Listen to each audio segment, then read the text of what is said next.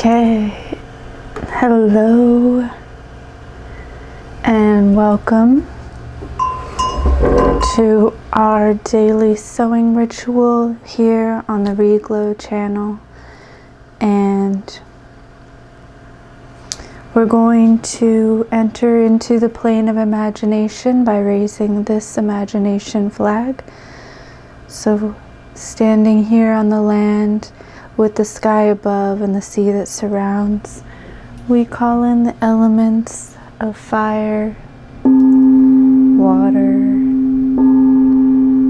earth, and air to bring us into this plane where creativity emerges and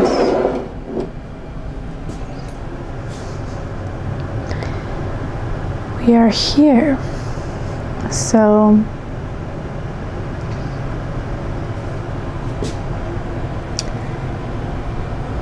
we have Pipple here,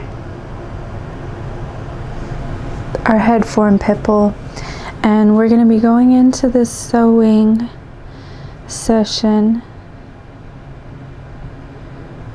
as the narration of what I'm doing and the stitches that I'm doing and the motions that I'm doing become an divinatory analogy that can be related to anything that you might be experiencing in your present reality. And so where we left off last time was connecting the headband to the mask, and then we still have to connect to the veil to the headband. And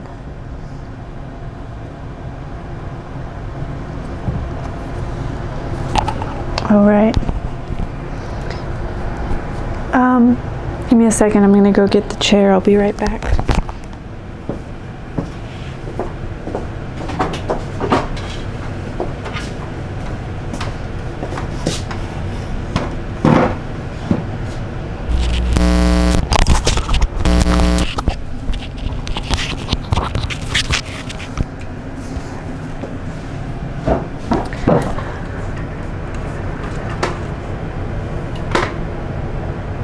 Hello, we're back and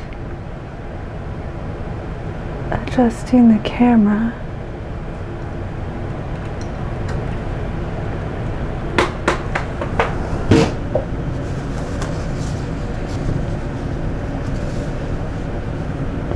Going to be stitching this.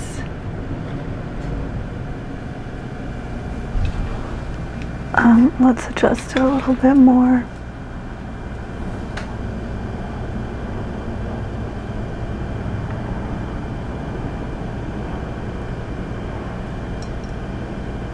Okay.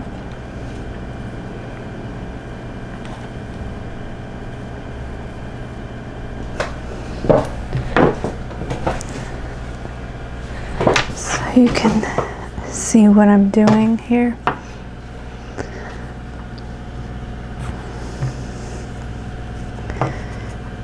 And where we left off last time was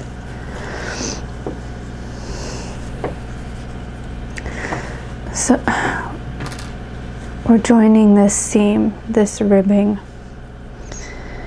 that has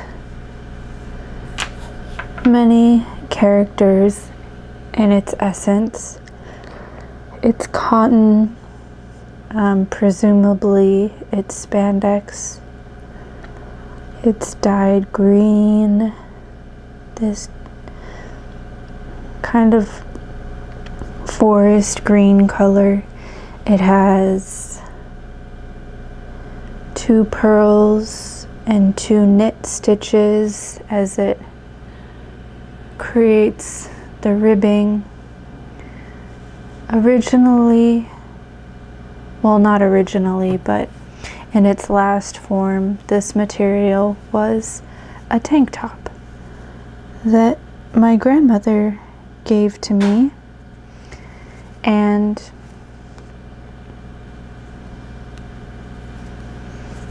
or somehow I ended up with it.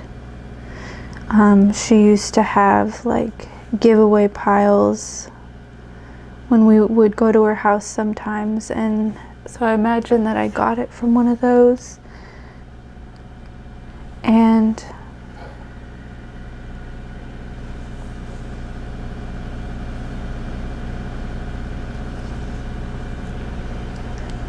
then before that form,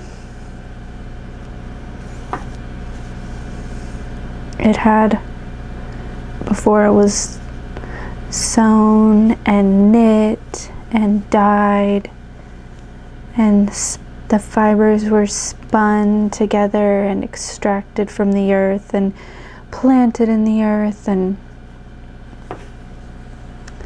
before that whole process developed, the energy that has gone into this shirt has a lot of different sources, and it's joining here with the acting, and it comes from those different sources, and then acting as a headband and neck scarf. I've been calling it a green beard.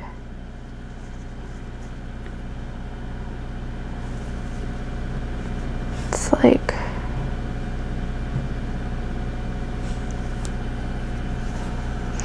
as that attaches to the actual mask that's covering the mouth and the nose of Pipple and of whoever will be wearing this. The mask area is made of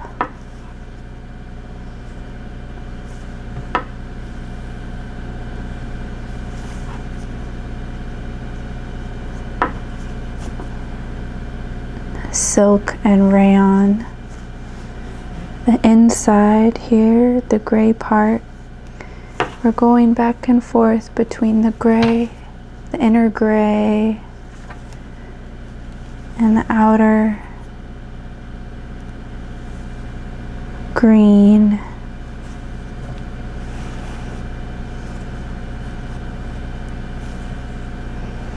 And the gray here is the rayon, and the green of this part is the silk. And the green silk has a pattern. If you can see,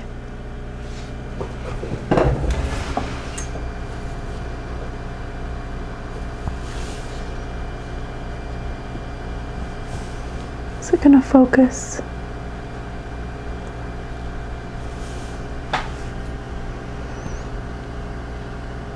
You can see that there's like spots here, and it's the material didn't change. The texture is all in, and that pattern is all in the weave. So there's no print, there's no additional material. It's all in the spin and the weave, the relationship between the spin and the weave that creates that pattern of repetitive little squares. Close up, they look like squares, but far away they just look like little dots.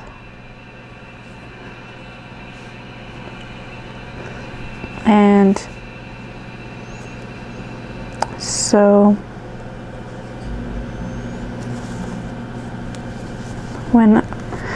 As I'm sitting here sewing, they definitely look like squares because I'm close up, I'm touching it. It's gonna be an arm's length from me. So anything at arm's length from you, do you see something that is square? And how is that an outer mask or an outer shell? How is that protecting or blocking the sound of your voice and the air that you breathe, the pattern of the squares? But on the inside,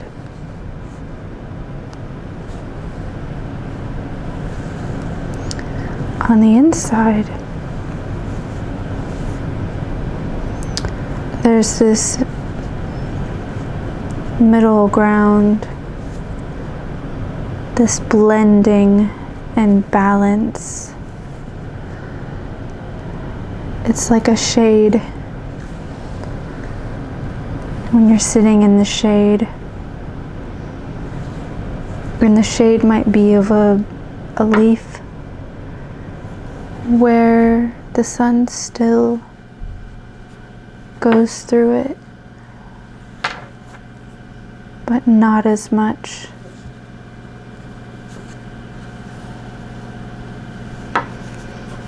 But it still goes through more than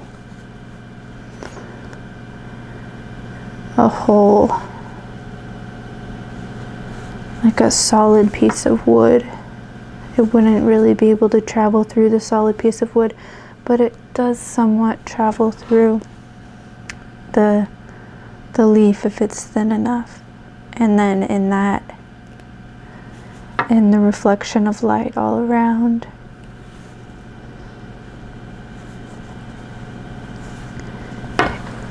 it doesn't create darkness. It creates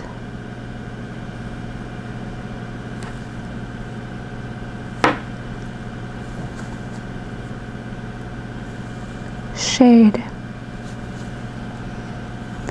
And standing in the shade, what does it mean to stand in the shade?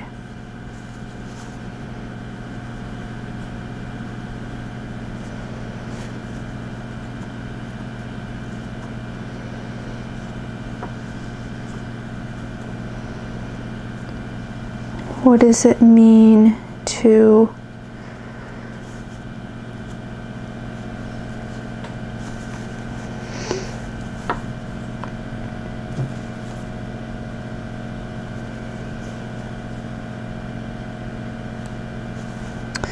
cool down,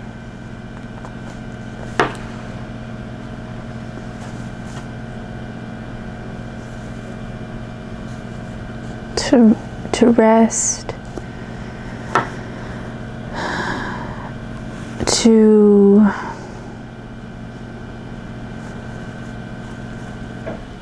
not stand in the clarity of the light,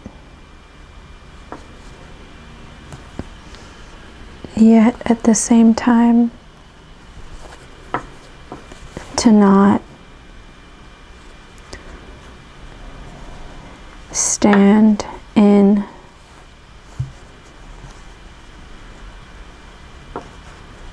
the mystery of the darkness. It could be a leaf, it could be a cloud.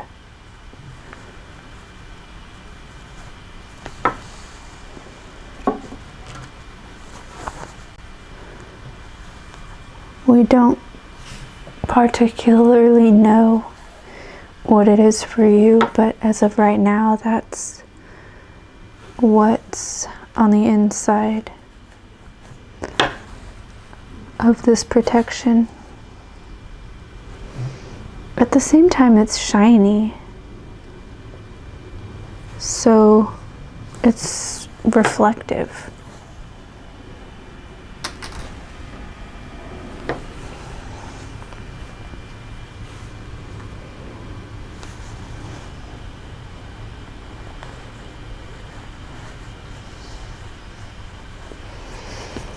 Are there people or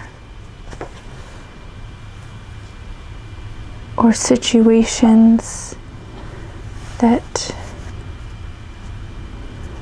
are coming up for you? As I'm tucking in the inner seam allowance, there's a lot of pleats. And so there's a lot of layers at this area of seam allowance. And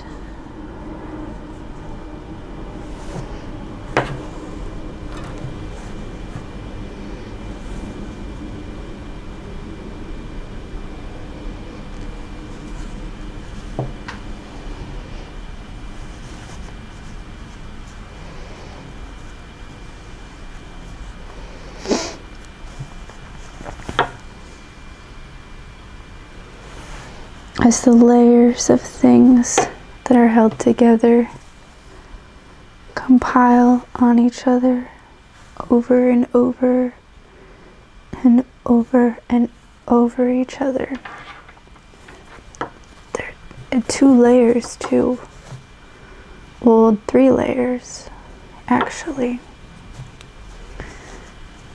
There's 3 distinct characters coming together here, and they're all folding in on each other and being stitched together, and the stitching is like securing their bond for this particular lifetime.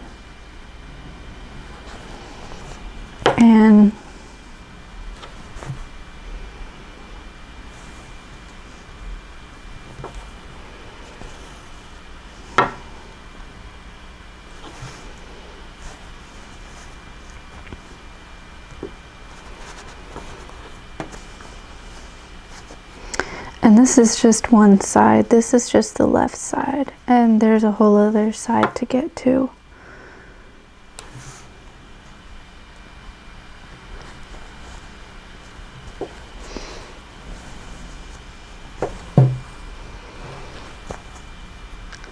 A whole other side to finish inside of itself.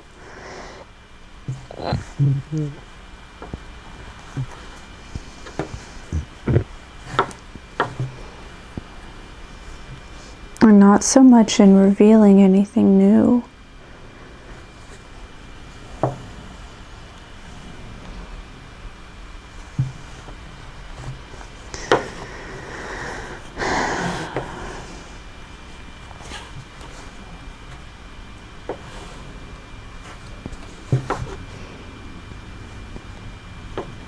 If anything, it's just holding on to what is essential. It's just those 3 characteristics. What are those characteristics? One of them here is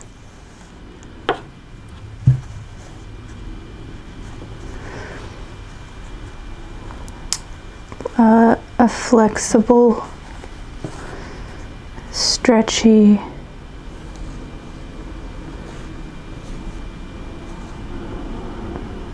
ribbed,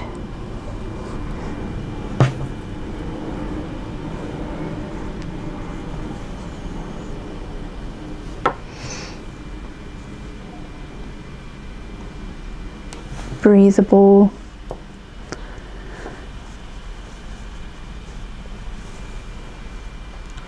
character.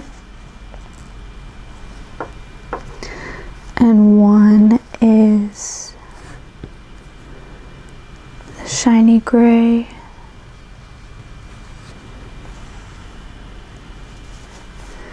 And the other is the green with the pattern. And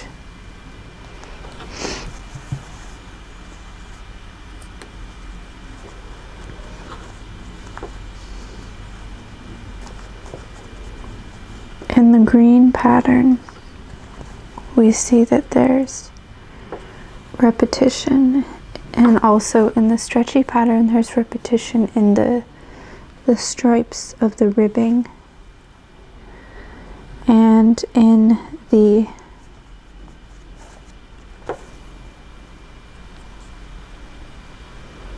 stitches that I'm doing, there's repetition in going back and forth between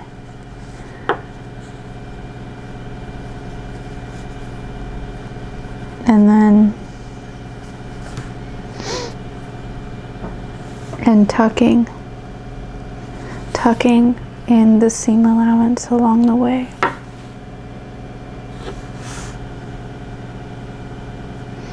And I just kind of poked my thumb twice as I was saying that, as I was going through that last part. And it's interesting that I did it twice right as I was saying repetition. It was like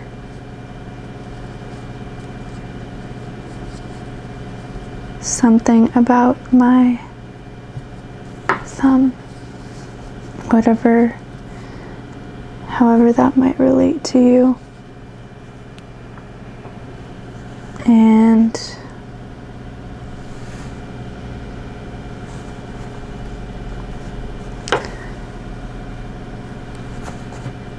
so as we're here,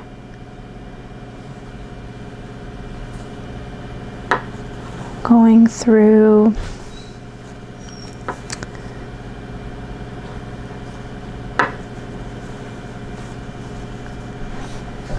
I'm rotating my right hand like this, rotating it at my elbow, and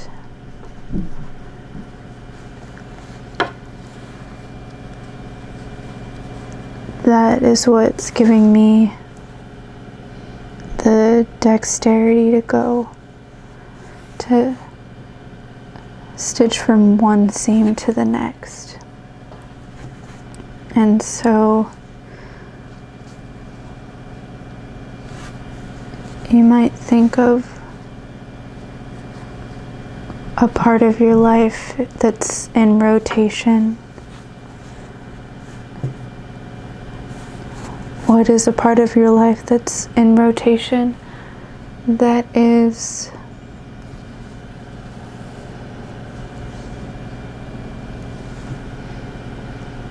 giving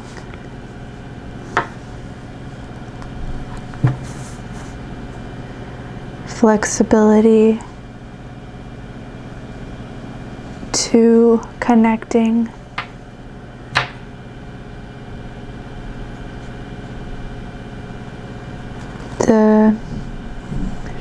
the imagination, the creativity, the intuition from what is seen on the outside, what other people, what external, well, seemingly external, the apparent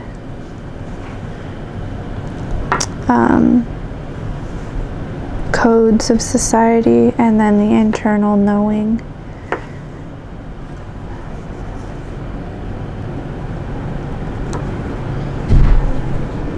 What is the thread? What is the intuition that's binding them together as each of them become enclosed from unraveling?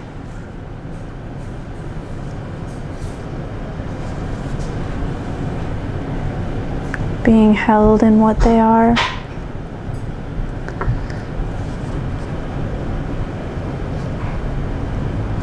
And they're not actually tucked in with each other, but what is the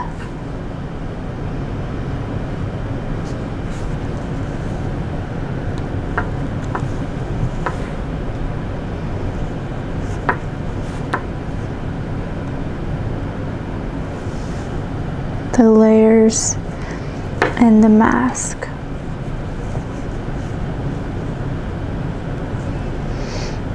So as these characters come together,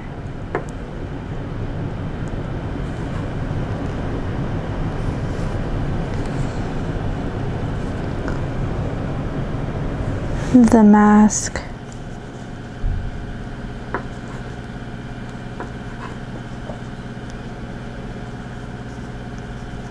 the whole thing becomes the mask. And especially as it is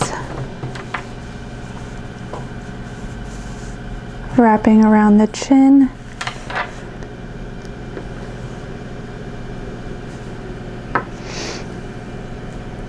in Grandmother's Velvet Garden, what do you see? What is apparent and what is unspoken? Or maybe it's unspoken, but it's unheard.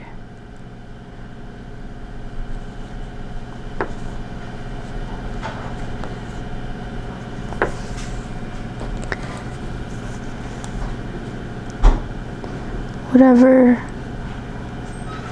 language that is being spoken, that is translating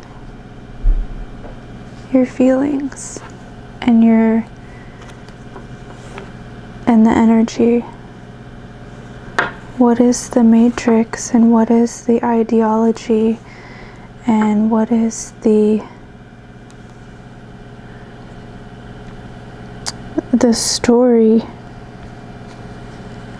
that is growing in Grandmother's Velvet Garden?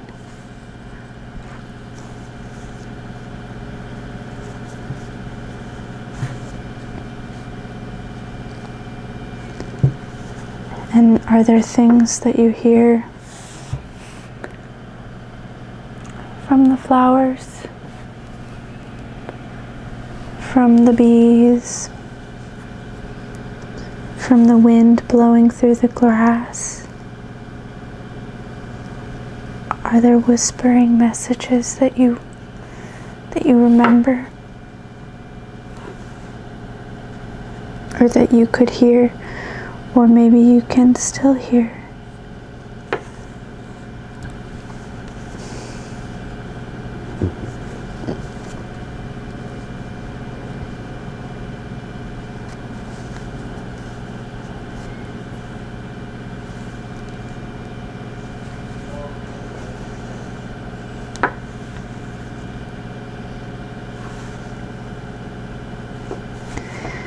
And what is it that you know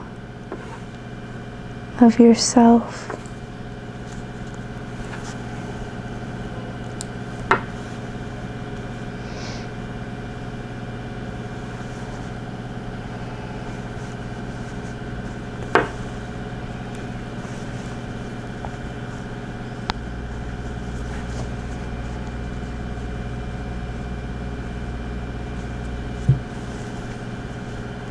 That only you know, versus what is it that others have told you, and where is that the relationship between matrices, between one garden to the next, between Grandmother's garden and great-great-grandmother's garden, or grandfather's garden or grand being.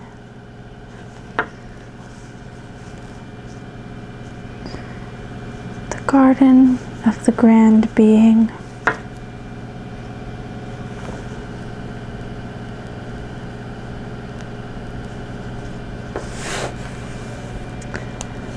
And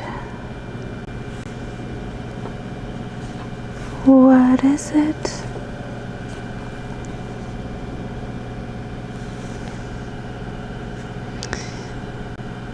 What is it that you hold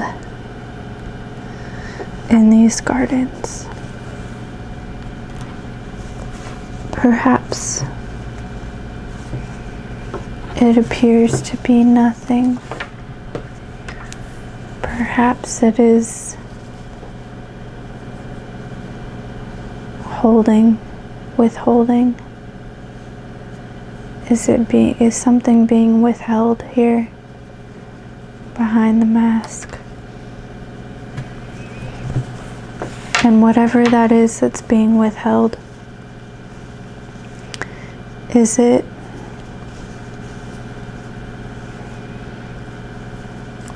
even possible to know, to put it into words?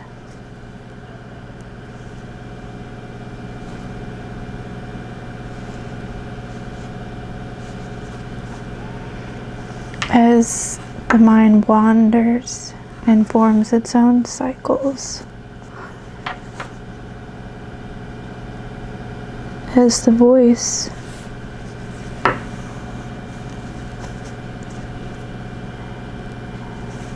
as the air flows through and becomes the voice,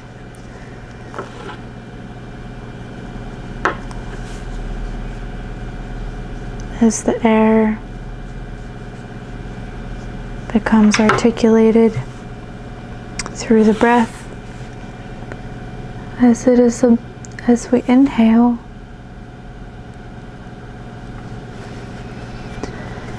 as we inhale in the mask,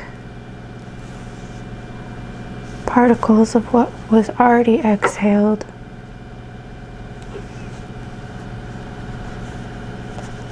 we re-articulate it over and over. Each time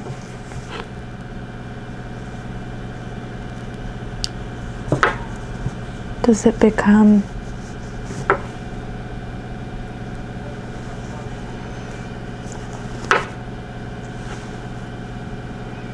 more and more materialized. Each time does it become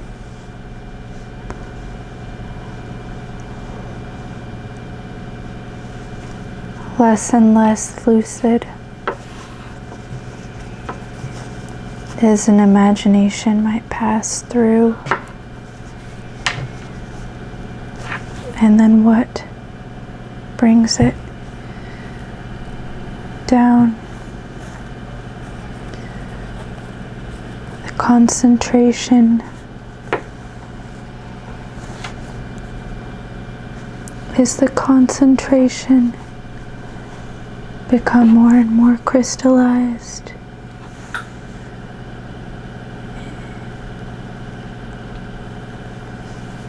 Through the particles of your breath,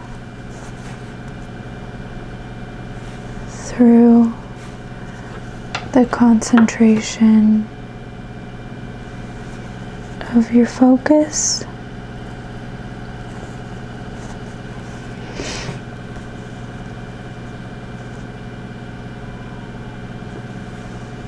Or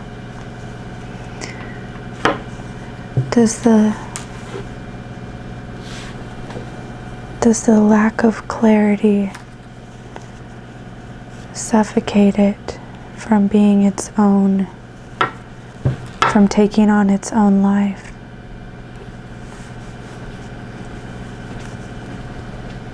How do we give life to our intentions?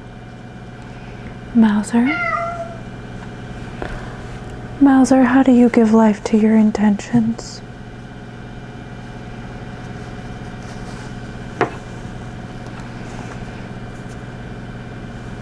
Maybe you just let them be, and then they take on a life of their own.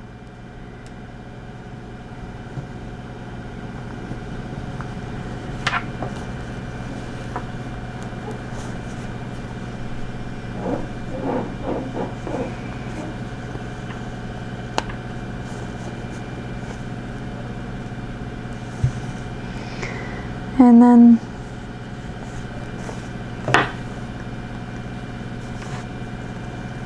then we surprise ourselves. And we come up to yet another pleat in the road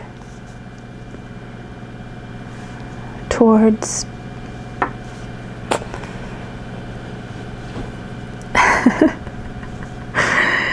towards the edge of your smile or frown, towards the edge of your mouth, the crack on the side. Maybe there is no crack, maybe it's just, well, depending on if your mouth's open or not, it might appear to be a crack, but nevertheless, that is the direction. We're headed towards the edge of the mouth. And even if what is spoken and what the intention and what the initial expression or feeling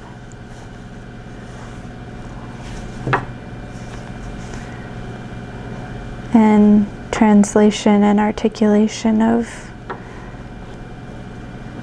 within an ideology leads to the next phase. Constantly engaging in transformation every time we clear our minds and focus on our breath.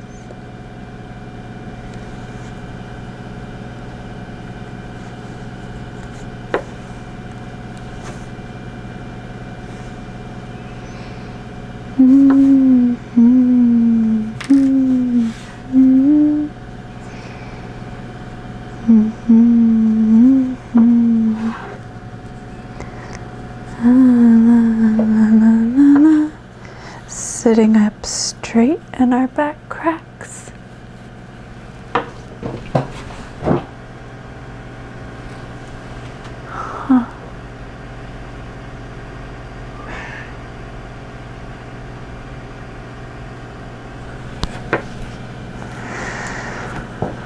So, if anybody's tuning in live, feel free to ask any questions that you might have in the chat.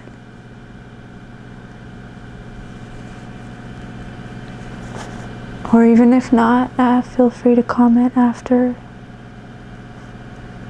Or comment and I'll see after. If you're watching this after.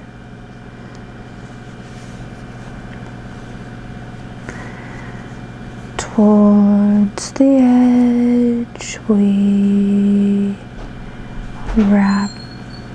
Towards the edge we wrap. Towards the edge we wrap.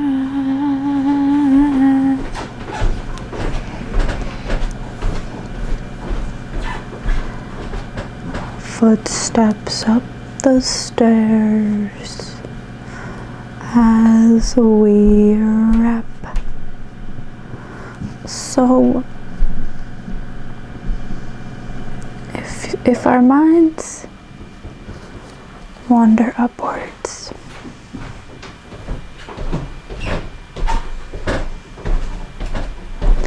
Seeing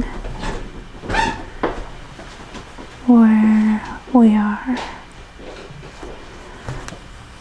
from below.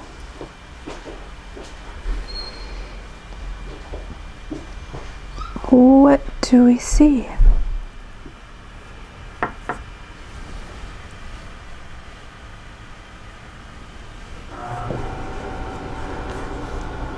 And how do we see it? If I see myself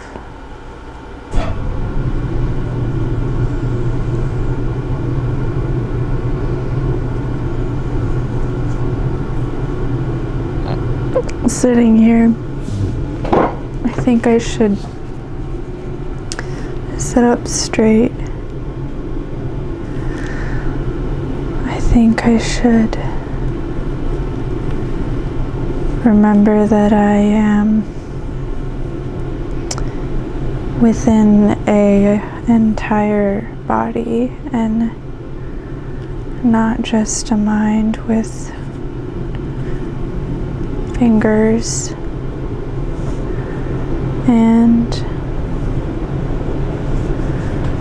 I'm thinking of wrapping. I'm also thinking that if I see myself from above myself,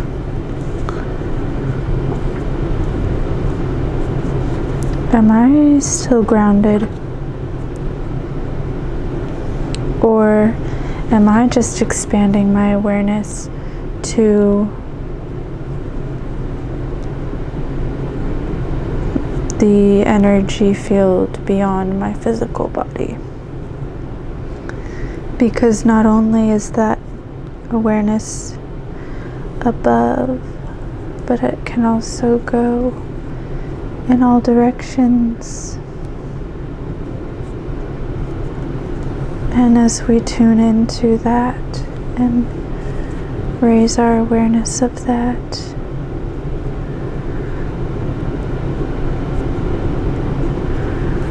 we sense into the context and the environment of where this is all unfolding, but also folding, because I'm stitching the fold. And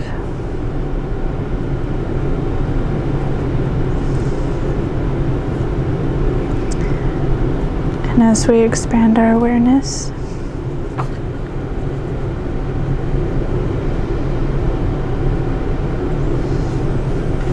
we start to feel as if we are like floating.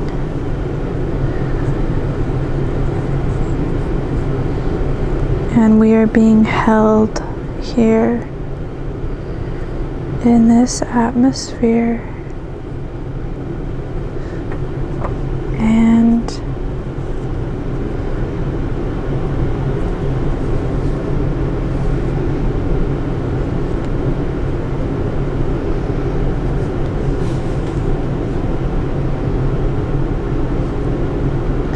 as we are being held, we are also holding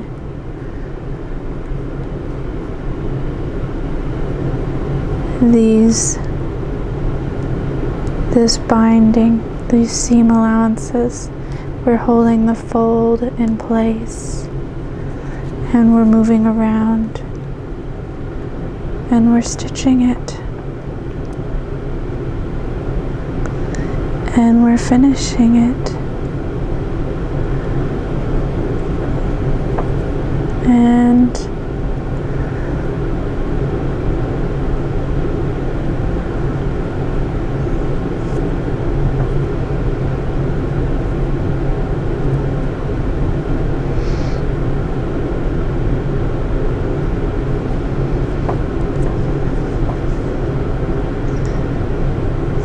about.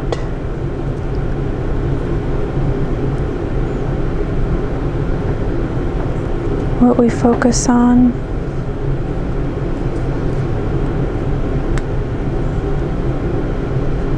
Not giving up.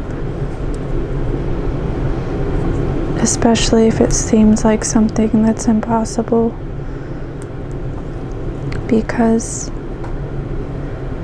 that just means we might have to clear more away in our self-doubts. And along the way,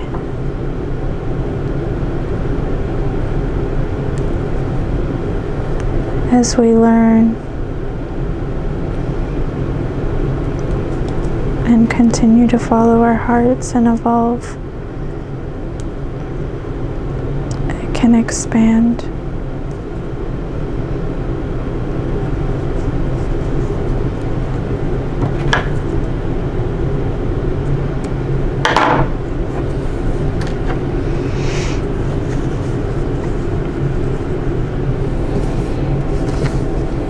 Okay, so we have our mask. Check out Pipple.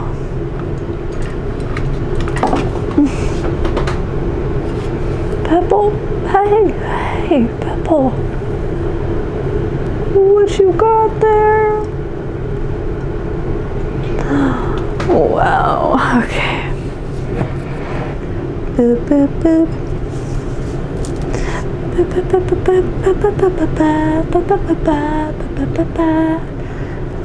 Activating my conscious sovereignty. Ba ba ba ba ba ba ba ba ba ba. Okay.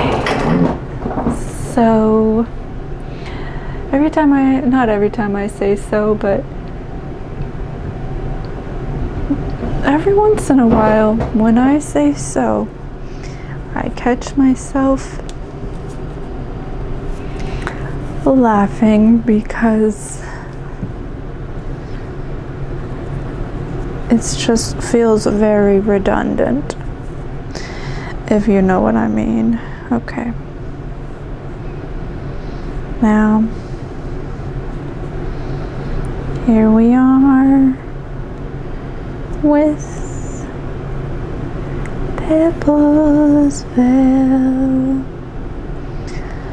touching the veil. Pipple's veil becomes attached. Grandmother's veil becomes attached. I'm starting to think that before I attach the veil, I will need to finish the seams. I'll need to finish around here, and then across the bottom too. And I might want to reshape the bottom so it's not just like cut off like that. And when I talk about finish, on this plastic veil, it doesn't seem like the veil is actually going to unravel. However, if I wrapped the edges all the way around, it would give it a finish. And I could even stitch a design inside of here, but I think that I'm going to hold off on that and stitch around the veil.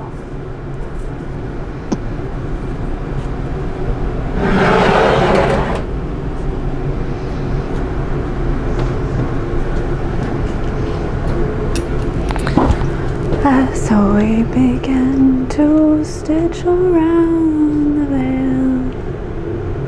What is it that we see?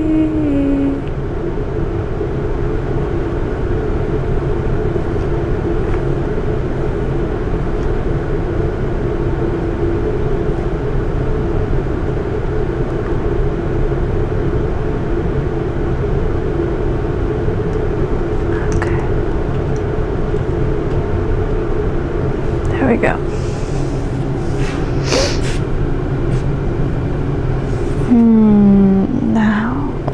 Now we come back to the veil. Oh, this is almost bittersweet, but also exciting as we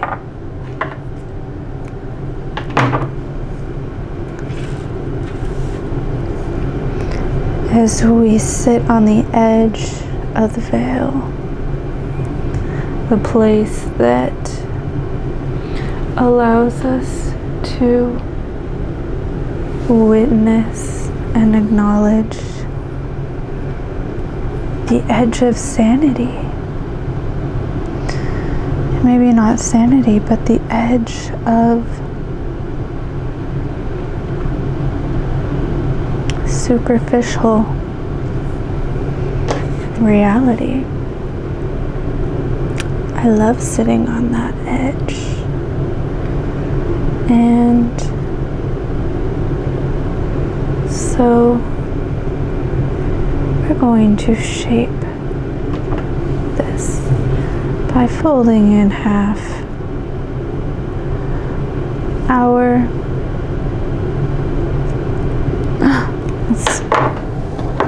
let's cut with the silver.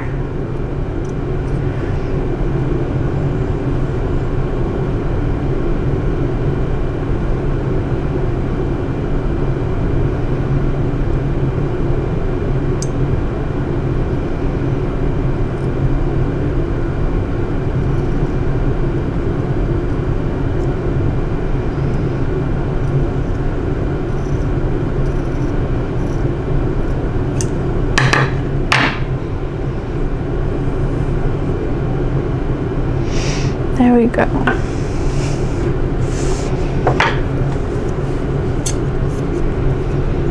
Although we've created tiny plastic particles,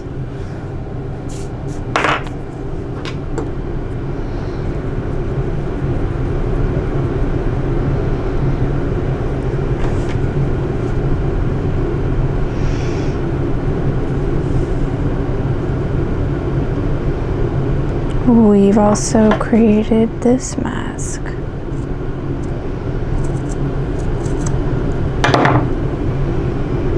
Trimming the edges of the binding that bound the layers of the veils together. And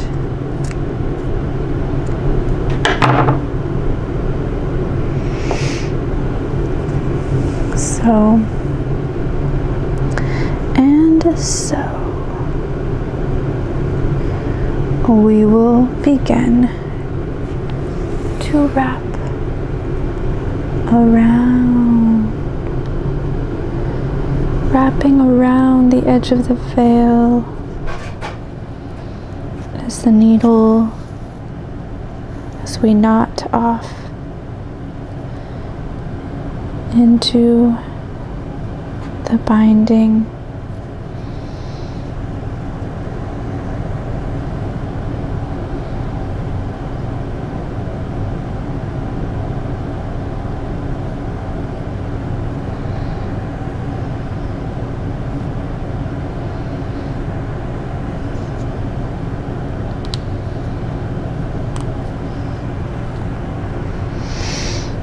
Wrapping around,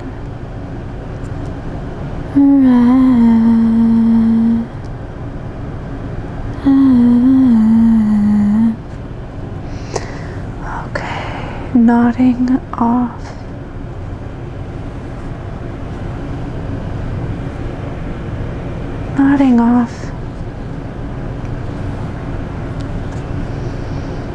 We're going to be wrapping around the edges of the veil with the yellow thread.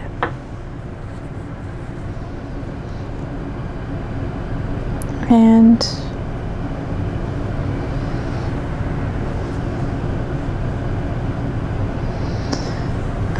we're going to be doing a blanket stitch. That's what we did before.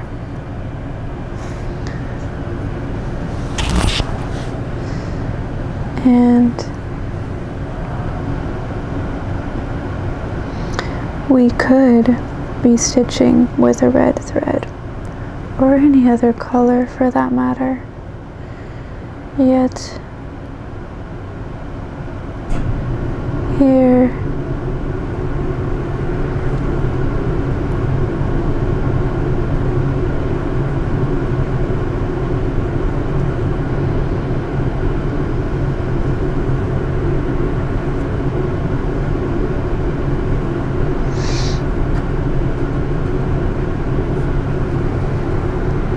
it has already begun.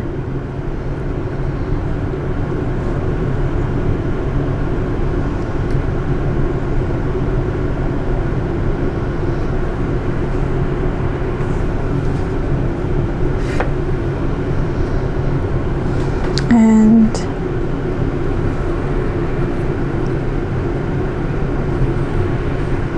as expanding awareness, straightening my back,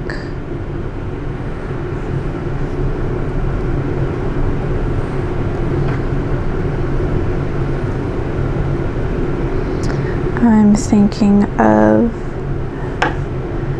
the loops. I'm thinking of the motion of these loops.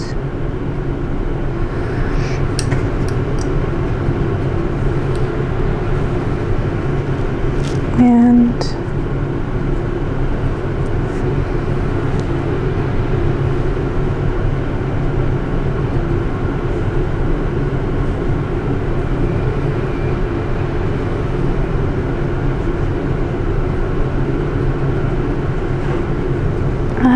as we come up towards the end of the hour,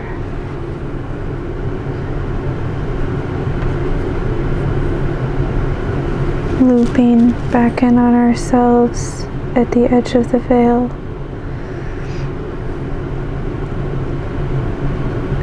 between the other world of grandmother's velvet garden and the garden of the grand being. We're looping round and round ourselves,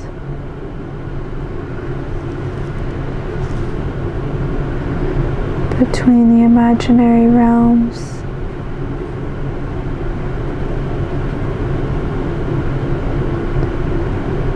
and what stories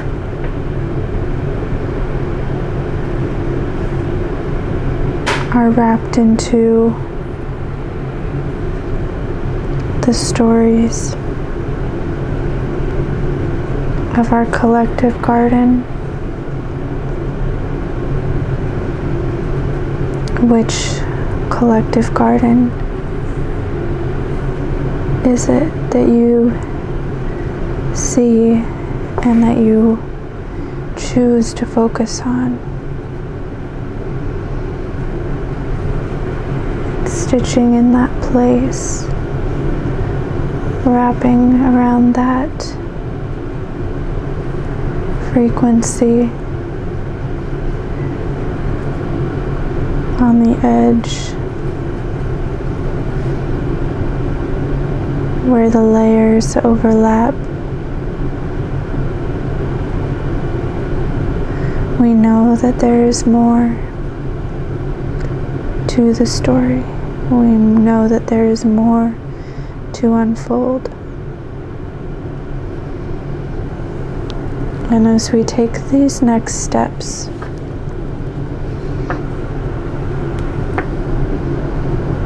we enter into it.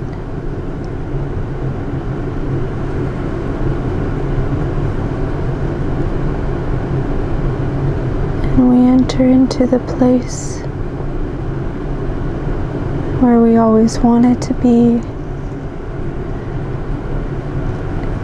And we enter into the place where we did not even know we wanted to be. And with that, I'm gonna stop here and we'll resume tomorrow. So, thank you, Pipple. No, that's not Pipple. This one's Pipple.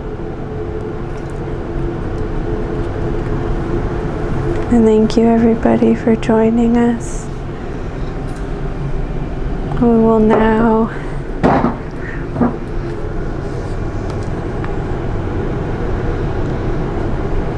release from the plane of imagination. Thank you, elements, for being here with us and guiding us through. And I release the elements of water, fire,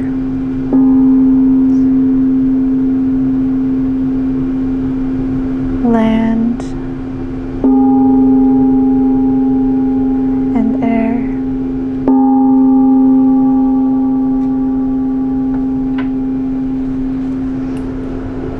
See you next time.